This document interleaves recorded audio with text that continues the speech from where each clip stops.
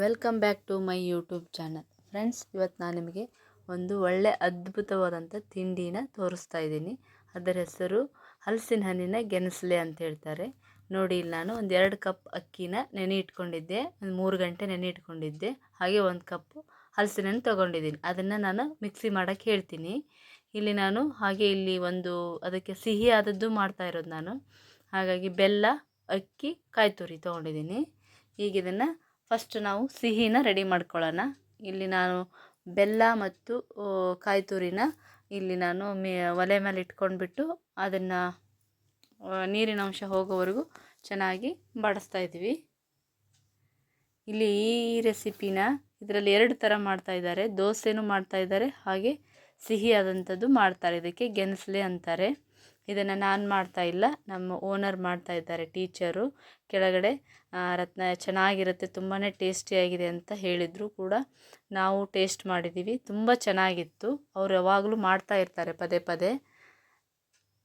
ಅದಕ್ಕೆ ನಾವು ಒಂದು ಸಲ ಟ್ರೈ ಮಾಡೋಣ ಅಂತ ಹೇಳ್ಬಿಟ್ಟು ಮಾಡಿದ್ವಿ. ತುಂಬ ಚೆನ್ನಾಗಿದೆ, ಇದು ಟೇಸ್ಟು ಕೂಡ ಚೆನ್ನಾಗಿರುತ್ತೆ. ಇದು ನೀರಿನ ಅಂಶ ಹೋಗೋವರೆಗೂ ಈ ರೀತಿ ಬೆಲ್ಲ ಎಲ್ಲ ಕರಗಿ ಆ ರೀತಿ ಬಾಡಿಸ್ಕೋಬೇಕು. ಇದನ್ನು ಒಂಥರ ಉಂಡೆ ಅದಕ್ಕೆ ಬರದೇ ಇದ್ದರೂ ಪರವಾಗಿಲ್ಲ, ಉದುರಿದ್ರೂ ಅಡ್ಡಿ ಇಲ್ಲ, ಚೆನ್ನಾಗಾಗುತ್ತೆ ಇದು ಒಂಥರ ಟೇಸ್ಟು.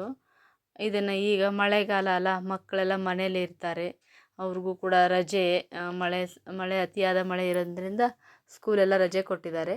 ಹಾಗಾಗಿ ಅವ್ರಿಗೂ ಕೂಡ ಈ ಥರ ಮಕ್ಕಳಿಗೆ ಮಾಡಿಕೊಟ್ರೆ ಇಷ್ಟಪಡ್ತಾರೆ. ಈಗ ಇದನ್ನು ಈ ರೀತಿಯಾಗಿ ಕೈ ಬಿಡದೆ ಬಾಡಿಸ್ತಾ ಇರಬೇಕು. ಹಾಗೆ ನಾವಿಲ್ಲಿ 2 ಕಪ್ ಅಕ್ಕಿ ತೊಗೊಂಡಿದ್ವಲ್ಲ, ಅದನ್ನು ಮತ್ತು ಹಲಸಿನ ಹಣ್ಣನ್ನು ಮಿಕ್ಸಿ ಮಾಡಿ ಇಟ್ಕೊಂಡಿದ್ದೀನಿ. ಅದನ್ನು ನಾನಿಲ್ಲಿ ವಿಡಿಯೋದಲ್ಲಿ ಮಿಕ್ಸಿ ಮಾಡೋದು ತೋರ್ಸೋಕ್ಕಾಗಲಿಲ್ಲ, ಮಿಸ್ ಆಯಿತು. ಹಾಗಾಗಿ ಹಲಸಿನ ಹಣ್ಣು ಮತ್ತು ಅಕ್ಕಿನ ಎರಡನ್ನೂ, ಅಕ್ಕಿ ಒಂದು 2 ಗಂಟೆ ನೆನೆ ಇಟ್ಕೊಂಡ್ರೆ ಸಾಕು. ಅದನ್ನು ರುಬ್ಬಿ ನೋಡಿ, ಈ ರೀತಿಯಾಗಿದೆ ಅದು ರುಬ್ಬಿದ್ದು. ತುಂಬ ನೈಸಾಗಿ ರುಬ್ಬಬೇಕು, ಬಟ್ ಇಡ್ಲಿ ಹಿಟ್ಟಿನ ಹದಕ್ಕೆ ಬಂದರೆ ಸಾಕು. ಅದು ನಾವು ಇಡ್ಲಿ ಹಿಟ್ಟಿನ ಹದ ಮಾಡ್ತೀವಲ್ಲ ಆ ರೀತಿ. ಈಗ ಇಲ್ಲಿ ನಾನು ಬಾಳೆದೆಲೆ ತೊಗೊಂಡಿದ್ದೀನಿ. ಬಾಳೆದೆಲೆ ತೊಗೊಂಡ್ಬಿಟ್ಟು ಇದನ್ನು ನಾವು ಸ್ವಲ್ಪ ಬಿಸಿ ಮಾಡಿದ್ದೀವಿ. ಬಾಳೆದೆಲೆ ಕಟ್ಟಾಗಬಾರ್ದು ಅಂತ ಹೇಳಿಬಿಟ್ಟು ಸ್ವಲ್ಪ ಬಾಳೆದೆಲೆನ ಬಿಸಿ ಮಾಡಿದ್ದೀವಿ. ಇಲ್ಲಿ ನಮ್ಮ ಟೀಚರ್ ಓನರ್ ಮಾಡ್ತಾ ಹೋಗ್ತಾರೆ, ನಾನು ನಿಮ್ಗೆ ಹೇಳ್ತಾ ಹೋಗ್ತೀನಿ. ಈ ರೀತಿಯಾಗಿ ನೀವು ಯಾವ ಸೈಜಲ್ಲಿ ಬೇಕೋ ಆ ಸೈಜಲ್ಲಿ ಕಟ್ ಮಾಡ್ಕೋಬೋದು. ಈ ರೀತಿ ಕಟ್ ಮಾಡಿರುವಂಥ ಬಾಳೆದೆಲೆಗೆ ಈ ರೀತಿ ಆ ಹಿಟ್ಟನ್ನು ನಾವು ಒಂದು ಸೌಟ್ ತೊಗೊಂಡು ಒಂದು ಸ್ಪೂನ್ ಸಾಕು. ಒಂದು ದೊಡ್ಡ ಅನ್ನ ಹಾಕೋ ಸ್ಪೂನ್ ಇಲ್ಲಾಂದರೆ 1 ಸ್ಪೂನ್ ಹಾಕಿಬಿಟ್ಟು ಅದನ್ನು ಇದಕ್ಕೆ ಬಾಳೆದೆಲೆ ತುಂಬ ಹಾಕಬೇಕು. ಗಟ್ಟಿ ಇರಬೇಕದು, ಇಡ್ಲಿ ಹಿಟ್ಟಿನ ಹದಕ್ಕಿದ್ರೆ ಸಾಕು. ಆ ರೀತಿ ಸವರಿದ ಮೇಲೆ ಇದಕ್ಕೆ ಮೇಲುಗಡೆ ನಾವು ಆವಾಗಲೇ ಸ್ಟಫಿಂಗ್ ರೆಡಿ ಮಾಡಿದ್ವಲ್ಲ, ಬೆಲ್ಲ ಮತ್ತು ಕಾಯಿನ, ಅದನ್ನು ಹಾಕಿಬಿಟ್ಟು ಈ ರೀತಿ ಫೋಲ್ಡ್ ಮಾಡಬೇಕು. ನಾವು ಆಲ್ರೆಡಿ ಇಲ್ಲಿ ತವಾನ ಬೇಯಕ್ಕೆ ಇಟ್ಕೊಂಡಿದ್ವಿ. ಇದು ಡೀಪ್ ಫ್ರೈ ಥರ ಮಾಡೋದು. ಈ ಥರ ತವಾ ಮೇಲೆ ಇಟ್ಬಿಟ್ಟು ಈ ರೀತಿ ಫೋಲ್ಡ್ ಮಾಡಿ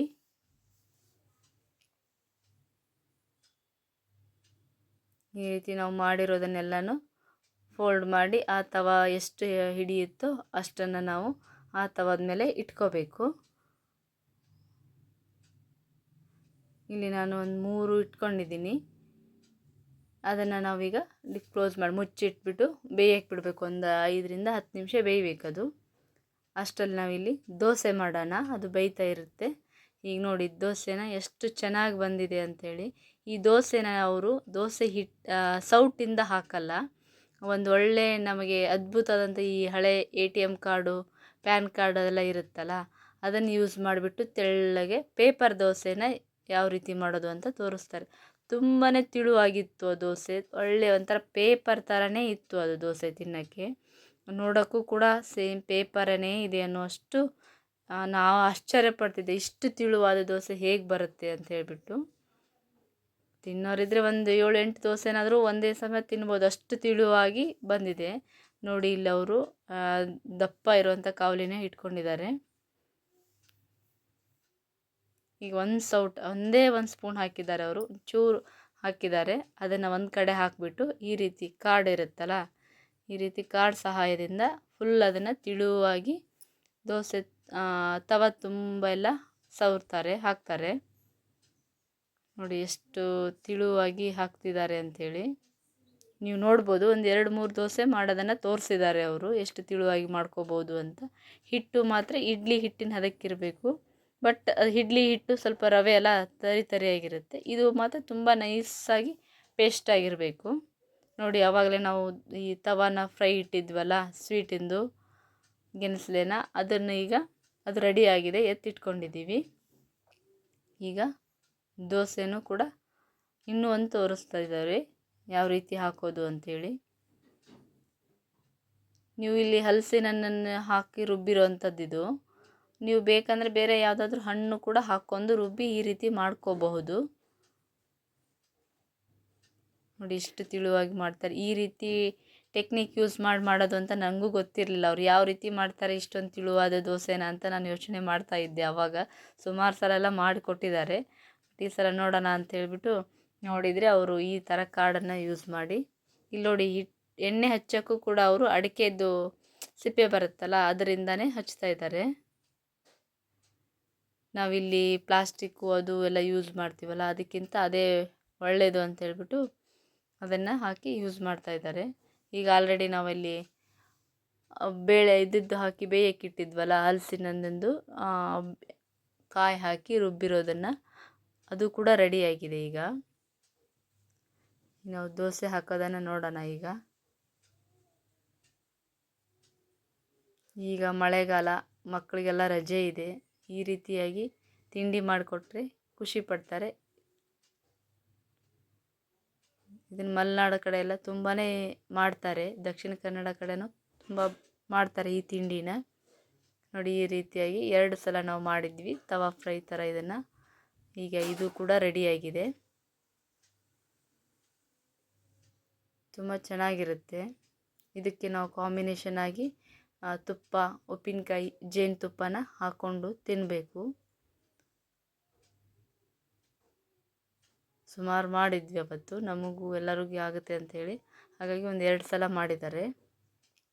ನೋಡಿ ಎಷ್ಟು ಚೆನ್ನಾಗಿ ಬಂದಿದೆ. ನಾವಿಲ್ಲಿ ಕಷ್ಟಪಡೋದೇ ಬೇಡ, ಅದು ತಾನೇ ಓಪನ್ ಆಗುತ್ತೆ. ಬಾಳೆದೆಲೆನೇ ಸಲೀಸಾಗಿ ಬಿಟ್ಬಿಡುತ್ತೆ ಅದು ಚೆನ್ನಾಗಿ ಬೆಂದಿದ್ರೆ. ನೋಡಿ ಎಷ್ಟು ಚೆನ್ನಾಗಿ ಬೆಂದಿದೆ ಅಂತೇಳ್ಬಿಟ್ಟು. ಈ ರೀತಿಯಾಗಿ ಬಾಳೆದೆಲೆ ಈಸಿಯಾಗಿ ಬರುತ್ತೆ. ಸಿಹಿಯಾದ